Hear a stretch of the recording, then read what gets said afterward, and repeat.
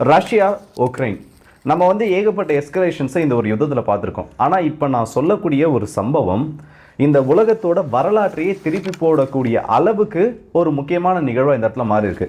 என்னடா பெருசாக பண்ணிட்டாங்க, ரஷ்யா ஏதாச்சும் உக்ரைனில் பெருசாக பண்ணிட்டாங்களா, இல்லை உக்ரைனில் எதுவும் ரஷ்யா பெருசாக பண்ணிட்டாங்களான்னு பார்த்தோன்னா, கடந்த ஒரு 2 நாட்களாக நம்ம ஒரு செய்தியை பார்த்துருப்போம். அதுவும் நேற்று பார்த்த வீடியோவில் கார்கிவ்ல ரஷ்யா அவங்களோட அடுத்த கட்ட தாக்குதலை தொடங்கிட்டாங்க, ரஷ்யா கவுண்டர் ஆஃபென்சிவை தொடங்க ஆரம்பிச்சிட்டாங்கன்னு சொல்லிட்டு.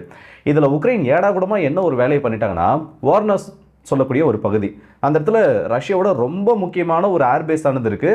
இவங்க எப்படி சொல்றது, ரஷ்யாவோட MiG-31 ஹோஸ்ட் பண்ணக்கூடிய ஒரு முக்கியமான ஏர்பேஸ். அந்த பகுதியின் மேலே ATACMS ஃபயர் பண்ணிட்டாங்க.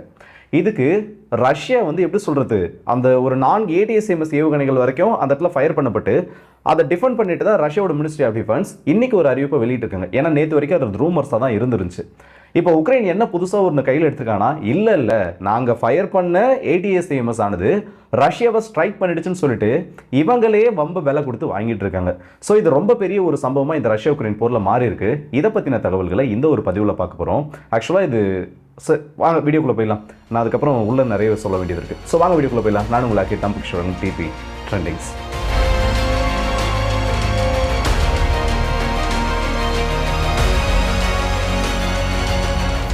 வார்னர்ஸ்னு சொல்லக்கூடிய ஒரு நகரம் ரஷ்யாவோட ஒரிஜினல் டெரிட்டரி. ஏன்னா இது ஆக்குபைட் பகுதிகள்லாம் கிடையாது. ரஷ்யாவோட வார்னர்ஸ் மாகாணத்தில் இருக்கக்கூடிய ரொம்ப முக்கியமான ஒரு நகரம். இந்த நதிக்கரைக்கு பக்கத்தில் இருக்கிறதுனால தான் இந்த ஒரு பேரானது வந்துச்சு. இந்த வார்னர்ஸில் ஒரு ஏர்பேஸ் ஆனது இருக்கு. இது வார்னர்ஸ் ஏர்பேஸ்னு சொல்லுவாங்க. இது MiG-31 ஹோஸ்ட் பண்ணக்கூடிய ரொம்ப முக்கியமான ஒரு ஏர்பேஸ். அண்ட் அது மட்டும் இல்லாமல் இதுக்கு முன்னாடி ஸ்ட்ராட்டஜிக் பாம்பர்ஸை வச்சிருந்த ஒரு பேஸாகவும் இருந்துச்சு. ஆனால் இந்த ரஷ்யா உக்ரைன் போர் ஆரம்பிச்சதுக்கு அப்புறமா இந்த இடத்துல இருக்கக்கூடிய நிறைய பாம்பர்ஸ் Tu-95 வரைக்கும் இந்த இடத்துல ஆப்ரேட் பண்ணிட்டு இருந்தாங்க.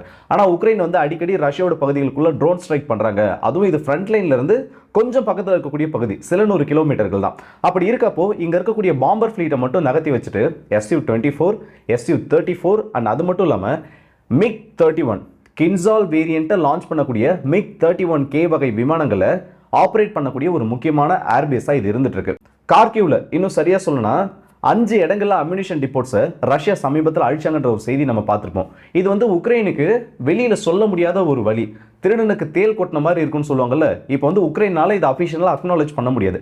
அக்னாலேஜ் பண்ணி முடிச்சிட்டாங்கன்னா அவங்க அடி வாங்கினது வெளியில தெரிஞ்சிடும். அண்ட் அதே மாதிரி இதை அவங்களால மறுக்கவும் முடியாது. மறுத்துட்டாங்கன்னா இவ்வளோ பெரிய லாஸ் வந்திருக்கிறது அவங்களுக்கு பெரிய இழப்பு தான். 5 அம்யூனிஷன் டிப்போட்ஸை ஒரே நாளில் இழக்கிறதுன்றது எந்த ஒரு நாடாக இருந்தாலும் பெருசாக ஹர்ட் பண்ணும்.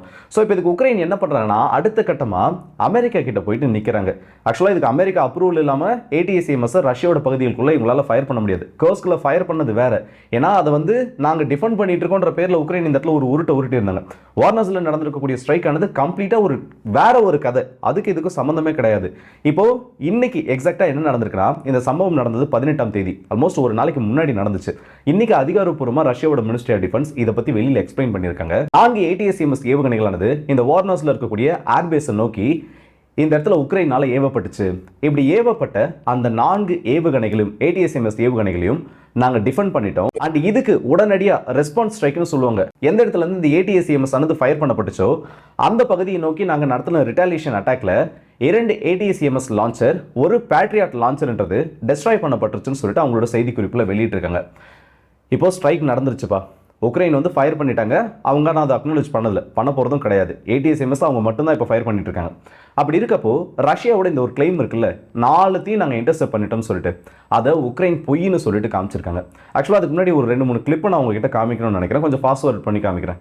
சோஷியல் காப்பிரைட்ஸ் பிரச்சனை தான். அதுக்கப்புறம் ஒரு 2-3 ஃப்ரீஸ் ஃப்ரேமை காமிக்கிறேன். கண்டென்ட் என்னன்னா, ரஷ்யா அதை டிஃபெண்ட் பண்ணிட்டு தான் சொல்கிறாங்கல்ல, 4 ATACMSையும் நாங்கள் டிஃபெண்ட் பண்ணிட்டோன்னு. அதுவும் S-400 தான் பயன்படுத்தி டிஃபெண்ட் பண்ணியிருக்காங்க. உக்ரைன் அது எதையுமே ரஷ்யா டிஃபெண்ட் பண்ணலை. அது கிளஸ்டர் வார்கெட்ஸ் தான். ஏன்னா கிளஸ்டர் வார்கெட்ஸ் நடுவானத்தில் தரையிலேருந்து ஒரு சில 100 மீட்டர்கள் உயரத்தில் அது ஆட்டோமேட்டிக்காக ஓப்பன் ஆகிட்டு உள்ளே இருக்கக்கூடிய அந்த சப்மினிஷன்ஸ் சொல்லுவாங்கல்ல, சின்ன சின்ன குண்டுகள், அது கீழே ஃப்ரீ ஃபாலிங்காக விழ ஆரம்பிச்சிடும். அது நம்ம லிட்டரலி பார்க்குறப்ப விஷுவலாக எப்படி தெரியும்னா, அந்த மிசைல் நடுவானத்தில் டிட்டனேட் ஆன மாதிரி தெரியும். அதாவது ஒன்று அதுவாக வெடிச்சு செத்துற மாதிரி, இல்லை இங்கே கீழே இருந்து போயிட்டு ஒரு சர்ஃபேஸ் டார் மிசைல் மோதுனா அது எப்படி வெடிக்குமோ அந்த மாதிரி ஒரு பிம்பத்தை உருவாக்கும். இவங்க இப்போ என்ன பண்ணிட்டாங்கன்னா, உக்ரைன் ரஷ்யாலாம் அதை இன்டர்செப்ட் பண்ணலை, நாங்கள் ஃபயர் பண்ணது கிளஸ்டர் வார்ஹெட்டு, அதை தான் இந்த இடத்துல இப்படி பண்ணிட்டு இருக்கேன்னு சொல்லிட்டு டெலகிராம் சேனல்ஸ் பேசினா இதை விட்டுறலாம். இல்லை உக்ரைனோட சில வார் பிளாகர்ஸ் பேசினா இதை விட்டுறலாம். அஃபிஷியலாக உக்ரைனோட இந்த மிலிட்டரி அனலிஸ்ட் பண்ணக்கூடிய ஒரு பேஜ் ஆனது இருக்கு. அதுலேயே இதை போட்டு இப்போ சரியான அடி வாங்கி கட்டிட்டு இருக்காங்க. இப்போ ரஷ்யாவோட கிளைம் என்ன, நாங்கள் இதை டிஃபெண்ட் பண்ணிட்டோம், S-400 பயன்படுத்தி இதை டிஃபெண்ட் பண்ணியிருக்கோம், அதுக்கான ப்ரூஃப் எங்க கிட்ட இருக்கு. அதோட பிரேக்கேஜஸ் மட்டும் ஓவரால் 9 இடங்களில் கிடைச்சிருக்கு. அதோட அந்த ஃபுல் மிடில் பாடி, அந்த மிசைலோட ஒட்டுமொத்த வார்ஹெட் இருக்கக்கூடிய ஒரு பகுதி அது இன்டாக்டா கீழே கிடைச்சிருக்கு. அது ஒரு எவிடன்ஸ். அண்ட் அது மட்டும் இல்லாமல் இதோட இறக்கை பகுதிகள், இது ஒரு surface to air missile system போயிட்டு அது மேலே மோதுனா அது தூள் தூளா போயிடும் அந்த இடத்துல. அதே மாதிரி அதை ப்ரூவ் பண்ற மாதிரி அந்த ரெக்கேஜஸ் ஆனது இருக்கு. ஆனால் உக்ரைன் என்ன பண்ணாங்கன்னா ஒரு வீடியோ ப்ரூஃபாக காமிச்சிருந்தாங்க. அந்த வீடியோவை இப்போ நான் ப்ளே பண்றேன் பாருங்க.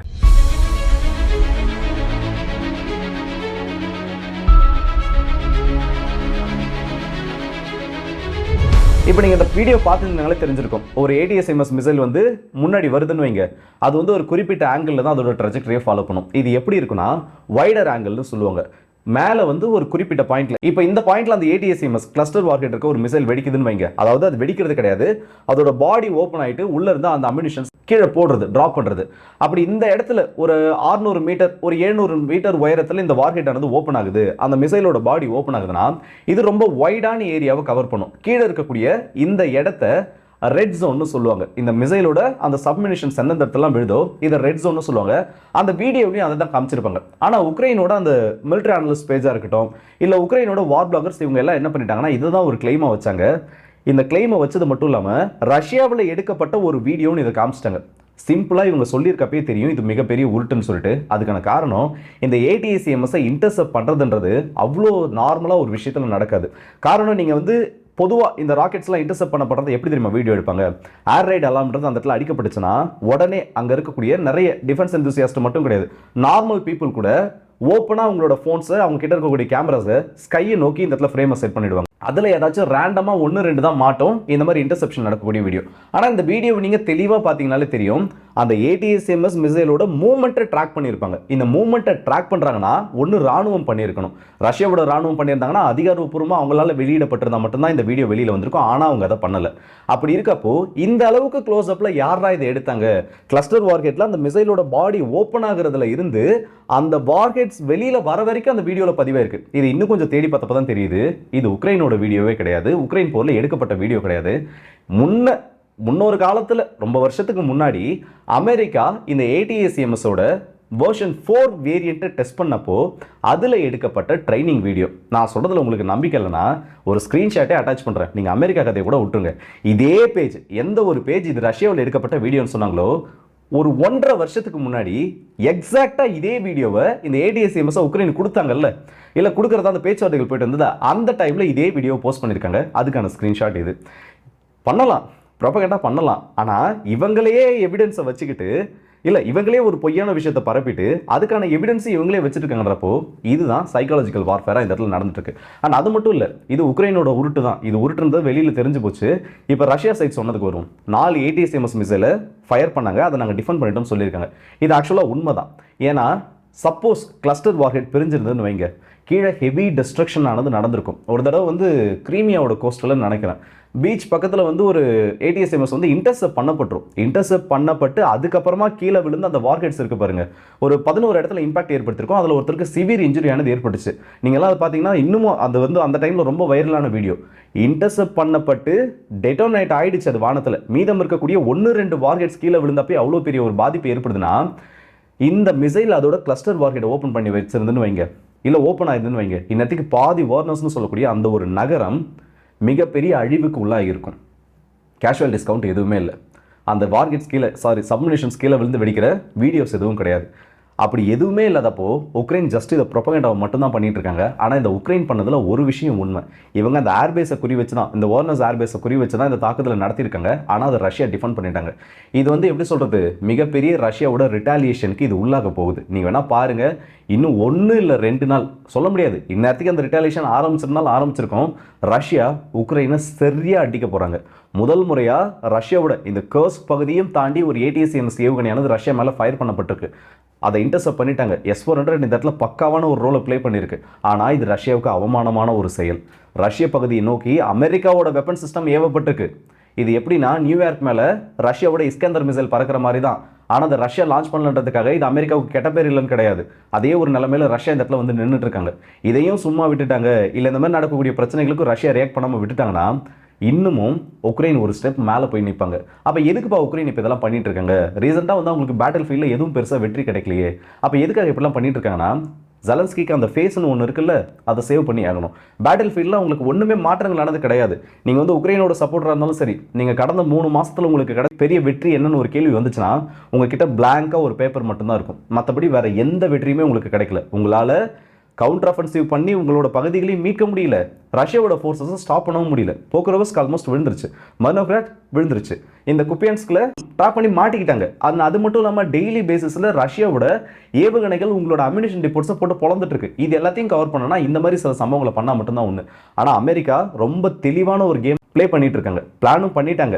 அந்த 28 பாயிண்ட்ஸை ரெடி பண்ணி வச்ச நேரத்தில் இந்த இடத்துல ரஷ்யாவை அடிக்கிறதுக்கு அப்ரூவல் கொடுத்துறாங்க. இது எப்படின்னா, நல்லா என் பின்னாடி வெயிட்டான ஒரு ஆளை நிற்க வச்சுட்டு அவன் என் கழுத்தை பிடிச்சிட்டு கையெழுத்து போடுறியா இல்லையா, இந்த மாதிரி ஒரு கதையை தான் இப்போ அமெரிக்கா கிரியேட் பண்ணிட்டு இருக்காங்க.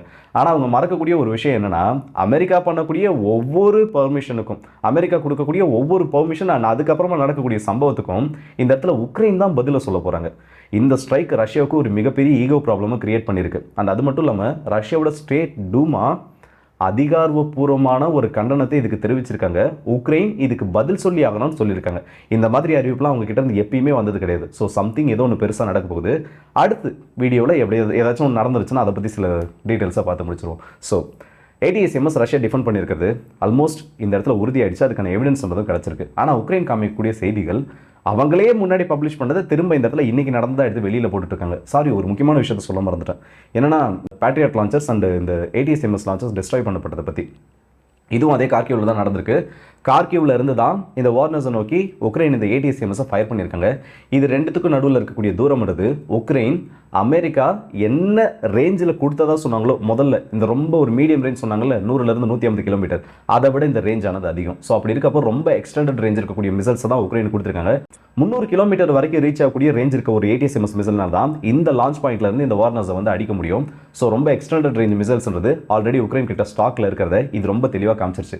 ஒரு 10 மாதம் கழிச்சு இந்த ஒரு அட்டாக் நடந்திருக்கு. அண்ட் கார்கிவ்ல எந்த இடத்துல இருந்து இந்த மிசைல்ஸை லான்ச் பண்ணாங்களோ அடுத்த 20 நிமிஷங்களில் அந்த ஒரு பகுதியின் மேலே ரிட்டாலியேஷன் ஸ்ட்ரைக்கை நடத்தினதா மினிஸ்ட்ரி ஆஃப் டிஃபென்ஸ் சொல்லியிருக்காங்க. இதில் 2 ATACMS-ஓட லான்ச்சரும் அந்த பகுதியில் இருந்த ஒரு பேட்ரியாட் லான்ச்சரும் டிஸ்ட்ராய் பண்ணப்பட்டதாக சொல்லியிருக்காங்க. ATACMS லான்ச்சர் அழிக்கப்பட்டதுக்கான அந்த ட்ரோன் ஃபுட்டேஜ், அந்த எப்படி சொல்கிறது, இந்த தெர்மல் இமேஜஸ்லாம் கொடுப்பாங்கல்ல, அதெல்லாம் வெளியில் கொடுத்துருக்காங்க. ஆனால் அந்த பேட்ரியாட் அழிக்கப்பட்டதுக்கான அந்த எவிடன்ஸ்ன்றது இப்போ கிடைக்கல. இன்கேஸ் பேட்ரியாட் விஷயத்தில் அவங்க போய் சொல்லியிருந்தாலும் இந்த ATACMS லான்ச்சர்ஸ்ன்றது அழிக்கப்பட்டிருக்கு. ஜெலன்ஸ்கி வேலியில் போகிற ஓனானை எடுத்து வம்படியாக வேட்டிக்குள்ளே விட்டுட்டு இருக்காரு. இதுதான் இப்போ நடந்துட்டு இருக்கு. ஸோ இந்த வீடியோ பற்றி உங்களோட கருத்துக்களை கமெண்ட் செக்ஷனில் சொல்லுங்கள். அடுத்த வீடியோஸ் இப்போ மதுரை விடைபெறுது உங்கள் ஆர்கே.